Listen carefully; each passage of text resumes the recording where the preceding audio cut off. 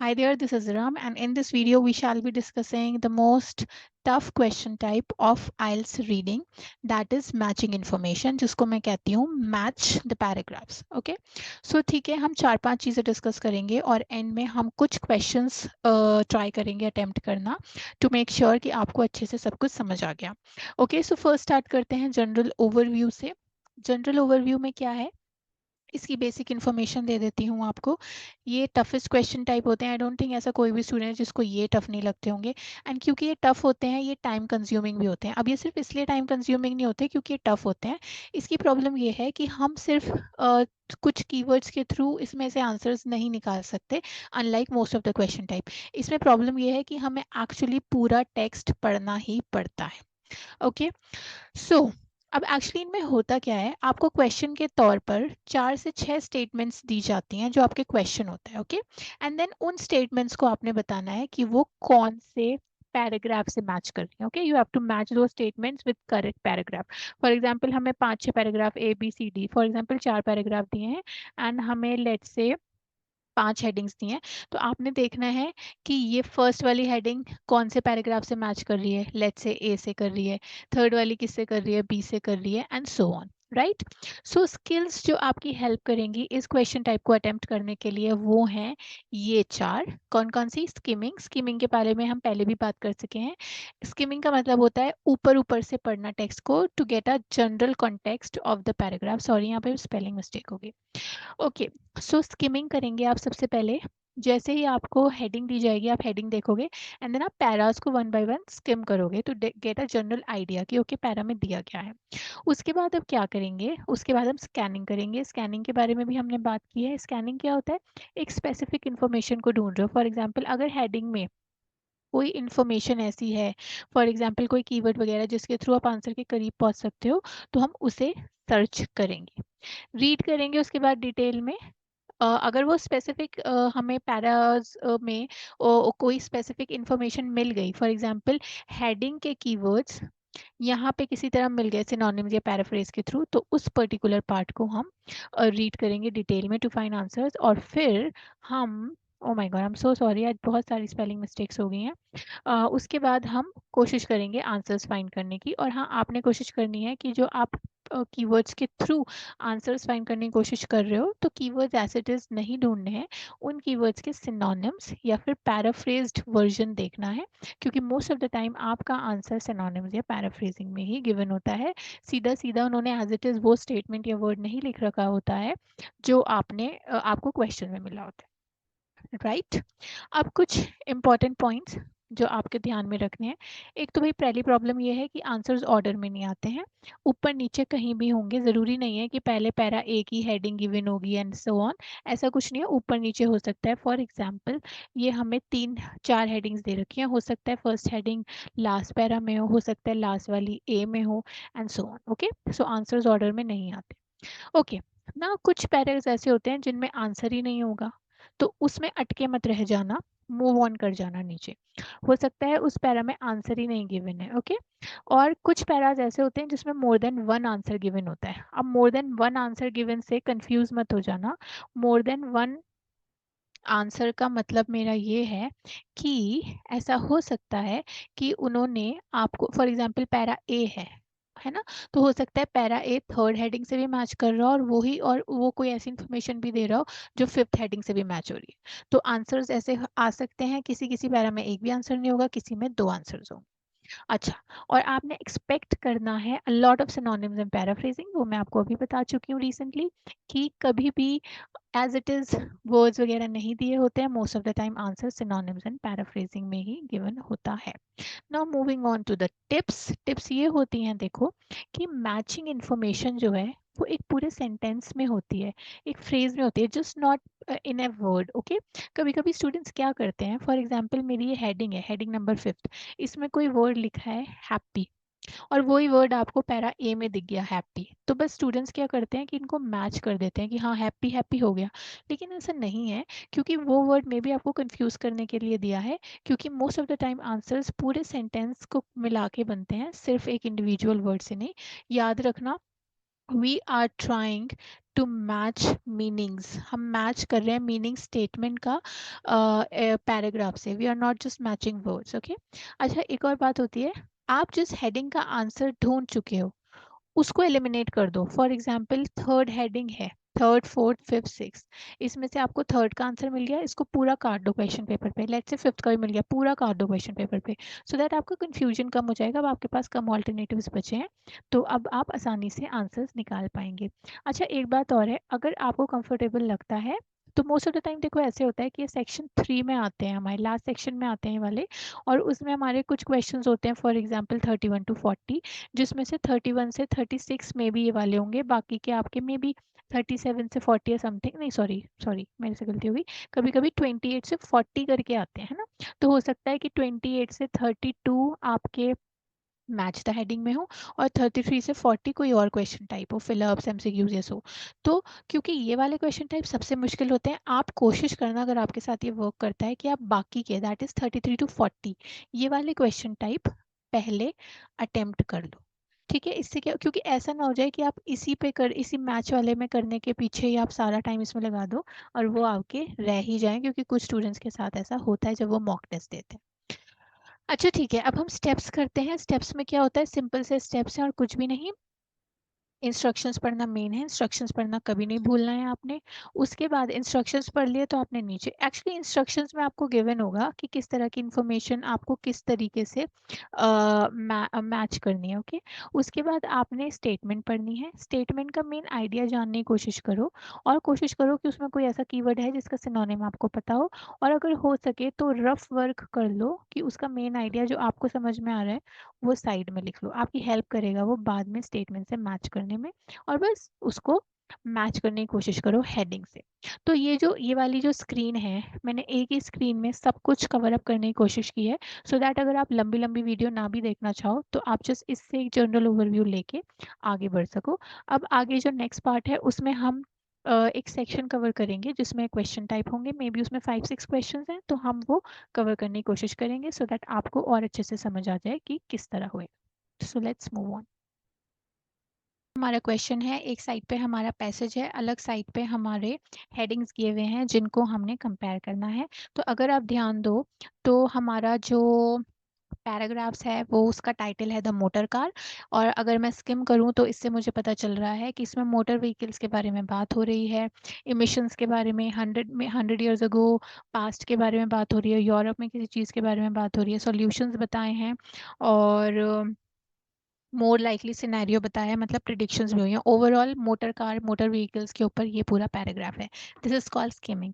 अब मैं नीचे आती हूँ तो नीचे हमें 1 2 3 4 5 6 हेडिंग्स दे रखी हैं। अब अगर आप ध्यान दो तो आपके पैराग्राफ्स 8 हैं और हेडिंग्स 6 हैं।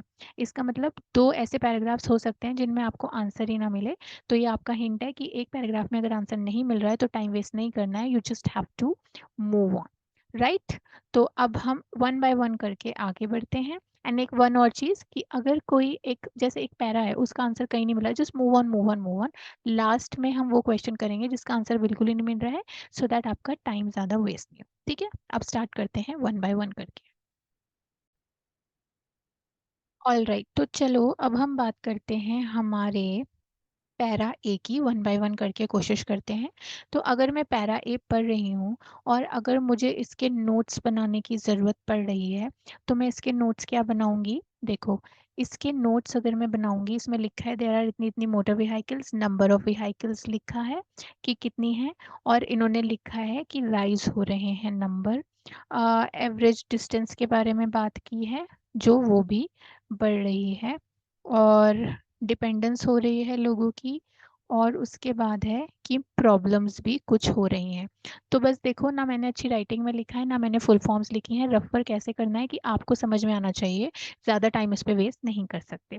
अब ये मेरे नोट्स हैं, अगर अब इस चीज़ को, इसकी चीज़ को मैं किसी भी चीज़ से कंपेयर करूं, तो चलो कंपेयर करते हैं। सामने हमारी लिस्ट ऑफ हेडिंग्स हैं, वन बाय वन सारी हेडिंग्स से हम इनको कंपेयर करते हैं। कंपैरिजन तो नहीं हो रहा है पास्ट प्रेजेंट का।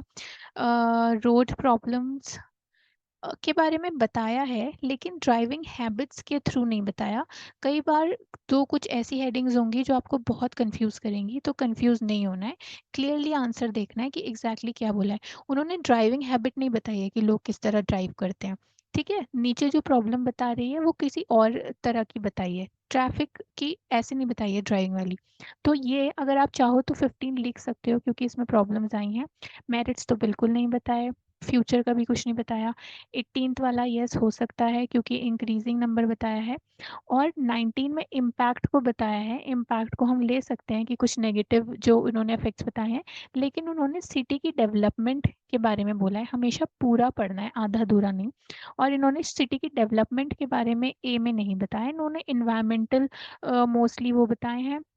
ट्रैफिक कंजेशन मतलब डेवलपमेंट से रिलेटेड कुछ नहीं है सिटी की। तो दैट्स वाई मेरे को 3 हेडिंग्स लग रही हैं इसकी। अब स्टूडेंट्स अक्सर इनमें कंफ्यूज हो जाएंगे, तो अब आपको इनमें देखना पड़ेगा कि कौन सा मैच मेन कर रहा है नहीं। तो ऊपर वाला इतना मैच नहीं कर रहा क्योंकि ड्राइविंग हैबिट्स की बात नहीं हुई, मैं इसको काट दूंगी। नीचे भी इम्पैक्ट की बात ऑफकोर्स हुई है, लेकिन सिटी की डेवलपमेंट की नहीं हुई है, सब कुछ पढ़ना है, तो ये भी नहीं। 18th वाला अगर देखें तो हाँ, ये मैच कर रहा है, क्योंकि नंबर ऑफ व्हीकल्स के बारे में बताया था और यही बताया था कि वो बढ़ रही हैं, सब कुछ इंक्रीज होता हुआ नजर आ रहा है। बाकी किसी और की इतनी बात नहीं बताई। तो for me answer will be A, मतलब ए का आंसर होगा हमारी हेडिंग नंबर 18। ठीक है, हमारा बी वाला अब हम पढ़ते हैं। While emissions are less harmful, the concentration is making unpleasant and sometime dangerous to breathe.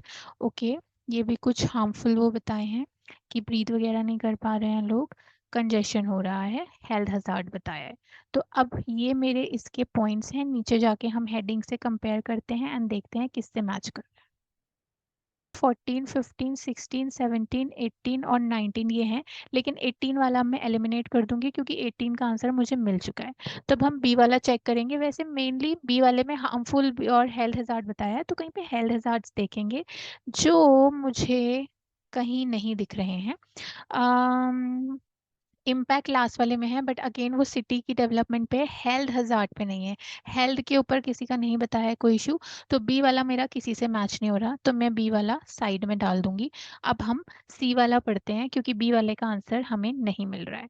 ठीक है, गो कुछ बताया है 100 years ago के बाद इन्होंने बताया कि एक इन्वेंशन के बारे में बताया है, और इन्वेंशन का बाद अब इन्होंने अब बताया कि अब किस तरह से सब कुछ हो रहा है, राइट। सो मेनली इन्हीं चीज़ों के बारे में रहा है 100 years ago, और फिर इन्वेंशन हुआ मोटर व्हीकल का। तो अगर 100 years ago पे जाओ तो मतलब पास्ट बता रहे हैं, इन्वेंशन पे बताओ मतलब प्रेजेंट बता रहे हैं, मतलब कुछ पास्ट एंड प्रेजेंट से रिलेटेड बता रहे हैं हम। तो अगर हम सारे कंपेयर करें तो अगेन 18 वाला हमारा हटा हुआ है, हम 14, 15, 16, 17 और 19 देखेंगे। बहुत सिंपल है। इसमें कौन सा आएगा, यस 14 वाला आएगा, इसमें पहली वाली ही हेडिंग आ जाएगी, क्योंकि उसमें कंपैरिजन हो रहा है पास्ट एंड प्रेजेंट का। पास्ट में बताया था किस तरह लेके जाते थे, प्रेजेंट में बताया किस तरह सब कुछ होता है, दिस इज वेरी सिंपल। तो 14 वाला भी हमारा हेडिंग कैंसिल हो गया। अब हमारी कैंसिल या एलिमिनेटेड हेडिंग्स हैं 14 और 18। अब बाकियों में आंसर्स ढूंढेंगे। इसमें हमें बताया है कि यूरोप में अभी भी कुछ तो डिज़ाइंस के बारे में बात हुई है कि कुछ डिज़ाइंस अब भी ओल्ड कार्स वगैरह के हिसाब से बने हुए हैं, लेकिन फिर कुछ अडेप्टेशन की बात हुई है कि न्यू मोटर व्हीकल्स के हिसाब से भी अडेप्टेशंस हुई हैं, रिंग रोड्स बनी हैं, one way system, parking lots and all बना है। तो कुल मिला के हमारे सिटी में इनमें दिखाया है कि इंफ्रास्ट्रक्चर बन रहा है कार्स की वजह से। तो अब हम मैच करेंगे कि किससे मैच कर रहा है। हमारी 14, 18 तो हो गई हैं, बाकियों में देखेंगे। ड्राइविंग हैबिट की बात नहीं हो रही, मेरिट डिमेरिट की, सोल्यूशन की नहीं, लास्ट वाला मैच कर रहा है, क्योंकि लास्ट वाले में हमारा सिटी के डेवलपमेंट के बारे में बात हो रही है। अब ये इन्होंने जो भी बातें बताई हैं, मैंने इनका एक सिनोनिम निकाला है, वो है इंफ्रास्ट्रक्चर। इंफ्रास्ट्रक्चर से मैंने मैच कर लिया सिटी डेवलपमेंट। सो यही मैच हो रहा है और कोई सा मैच नहीं हो रहा। So as I told earlier कि आंसर्स हमेशा पैराफ्रेजिंग या सिनोनिम्स में होंगे, तो इनको मेक श्योर कर लेना कि आप सिनोनिम्स या पैराफ्रेजिंग आइडेंटिफाई करने में अच्छे हो। तो अब हमारे कौन कौन से कट गई हैं, हमारी 14, 18th और 19th कट गई हैं हेडिंग्स। ओके, हमारी रह गई हैं 15, 16 एंड 17, ये तीन हमने एलिमिनेट कर दी। दैट D1, राइट, हमने डी कर दिए हैं। दैट बाय मिस्टेक बोल दिया मैंने, सी तो हमने ऑलरेडी कर लिया था, तो डी का आंसर है हमारा 19th। तो अभी तक लिख लेते हैं किसका कौन सा आंसर बनना है, सो दैट कंफ्यूजन खत्म हो जाए। ABCD अभी तक हमने 4 किए हैं। 18 का 18th निकला, A का 18th निकला है, B का भी कोई नहीं निकला, C का है 14th एंड D का है 9th, राइट। तो हमारे कौन कौन से एलिमिनेट हो गए हैं?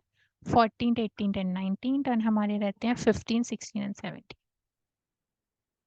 वाला भी बहुत सिंपल है। देखो इसमें क्या है, इसमें बताया है कि कार ट्रांसपोर्ट जो है 7 टाइम कॉस्टली है ना। तो ये तो इसका एक नेगेटिव इफेक्ट बताया है। लेकिन नीचे आते आते इन्होंने बताया है, हाँ इन्होंने ये भी बताया है कि भाई ये कॉस्टली भी है, इसकी वजह से सिटी में ज़्यादा कंजेशन भी होता है, पॉल्यूशन भी होता है, एक्सीडेंट्स भी होते हैं, लॉस भी होता है, सब कुछ होता है। लेकिन नीचे इन्होंने बताया लेकिन फिर भी कार्स सरपास कर जाती हैं ट्रेन या बसेस को, क्योंकि वो फ्लेक्सिबल हैं और कन्वीनियंट मोड हैं। सरपास कर जाती है मतलब फिर भी उनसे आगे हैं किसी ना किसी तरह, क्योंकि वो कन्वीनियंट हैं, फ्लेक्सिबल हैं। तो positive points and negative points दे रखे हैं। ये तो बहुत ज़्यादा सिंपल हो गया। हमारे पास 15, 16 और 17 है। देखो पॉजिटिव नेगेटिव पॉइंट्स किससे मैच हो रहे हैं? हमारे मैच हो रहे हैं 16 वाले से, relative merits of car and public transport. क्योंकि ऑफ कोर्स पहले डीमेरिट्स बताए हैं, बट नीचे जाके हमारे को पॉजिटिव साइंस भी बताए हैं, तो ये इससे मैच हो रहा है। पॉजिटिव का साइन है मेरिट्स, इसलिए हमारा 16th वाला भी गया। अब हमारे सिर्फ 2 बचे हैं, 15 एंड 17। अब हम बात करते हैं हमारे F वाले पैरा की। इसमें एक तो देखो इन्होंने सॉल्यूशंस बताए हैं कि प्रॉब्लम कैसे सॉल्व हो सकती है, और लेकिन ये भी बताया कि ये सब जब भी हो सकता है जब कस्टमर्स अच्छे से ड्राइव करेंगे। ये लिखा है ना, it depends on car which cars and prefer, मतलब कार्स का तो है यही, लेकिन हाउ दे आर ड्रिवन, मतलब वो चलाते कैसे हैं। ड्रिवन का मतलब ड्राइविंग हैबिट्स, किस तरह लोग चलाते हैं, many people by large car and all that. तो ये सब लिखा है। अब देखो अब ये किससे मैच हो रहा है? तो 2 चीज़ें हैं, एक तो कार पे डिपेंड करता है और एक how they are driven habit, driving habits पे करता है। तो हमारे 2-3 ही रह गए हैं। एक तो हमारे 15th रह गया है, आई थिंक एक 17th रह गया है। बहुत सिंपल हो गया, हाउ ड्राइविंग हैबिट्स कंट्रीब्यूट, क्योंकि इससे मैंने निकाला driving habits and that's done. तो वैसे तो अब 17th ही रह गया है, लेकिन हेडिंग एक रह गई है, लेकिन पैराग्राफ 2 रह गए हैं, राइट। जी और एच, मतलब या तो हमारा जो एक रह गया 17, इसका आंसर या तो जी है या एच है, और एक में आंसर नहीं है। सो लेट्स सी, पहले हम पढ़ेंगे जी वाला, कि अब अगर हम जी वाला पढ़ें तो अब ये देखना है कि जी वाला 17 से मैच हो रहा है या एच वाला 17 से मैच हो रहा है। तो 17 को पढ़ें, राइटर की प्रिडिक्शन है फ्यूचर को लेके, ठीक है। तो ये तो हम सिंपल ले सकते हैं। अब देखते हैं जी में प्रिडिक्शन है या नहीं। जी की पहले बात करें तो ये क्या है, सोल्यूशन बताए हैं अगेन, नहीं सोल्यूशन ही बताए हैं, तो ये इतना मैच नहीं कर रहा। एच वाले में आते हैं, a more likely scenario seems to be. A more likely scenario का मतलब कुछ ना कुछ वो आगे के हिसाब से प्रिडिक्ट कर रहा है। मोर लाइकली, जैसे हम बोलते हैं ना, it is more likely to rain today, that means हम कुछ एस्टिमेट लगा रहे हैं आज का या प्रिडिक्ट कर रहे हैं। तो इन्होंने आगे का बताया है, प्रिडिक्ट किया है कि और क्या सोल्यूशंस हो सकते हैं। एंड तो बस इन्होंने ये बताया लो एमिशन कार्स ये हो सकती हैं, इलेक्ट्रिकली टोल्ड हाईवेज हेल्प कर सकते हैं नॉल। ओके, सो इसके हिसाब से कुछ स्टूडेंट्स जी एंड एच में कंफ्यूज हो जाएंगे, पर हमने कंफ्यूज नहीं होना, क्योंकि यहाँ पे मोर लाइकली बताया है। मोर लाइकली की बजाय से हमें पता चलता है कि ये एस्टिमेट या फिर प्रिडिक्शन हो रहा है। तो जी वाला कैंसिल कर देंगे, इसका मतलब एच का आंसर है 17। सो बस ये हमारे सारे क्वेश्चंस हो गए। आपने एक चीज़ ध्यान में रखनी है, that we are trying to match the meaning with the paragraph, right. Meaning should match, like जो हेडिंग है, हेडिंग और पैराग्राफ का दोनों का मीनिंग मैच होना चाहिए। सिर्फ कीवर्ड्स मैच होने से कुछ नहीं होएगा, ठीक है। अगर हेडिंग है और इसका पैरा है, अगर सिर्फ इसके वर्ड्स कीवर्ड्स मैच हो रहे हैं तो वो ज़रूरी नहीं आंसर हो। हमने मेन हमारा कॉन्टेक्स्ट है टू मैच द मीनिंग, और most of the times answers synonyms या फिर पैराफ्रेजिंग में गिवन होते हैं, एंड दैट्स इट। तो बस ये थी हमारी video. In case of any query feel free to DM us on our Instagram link that is given. Take care, bye bye, and all the very best.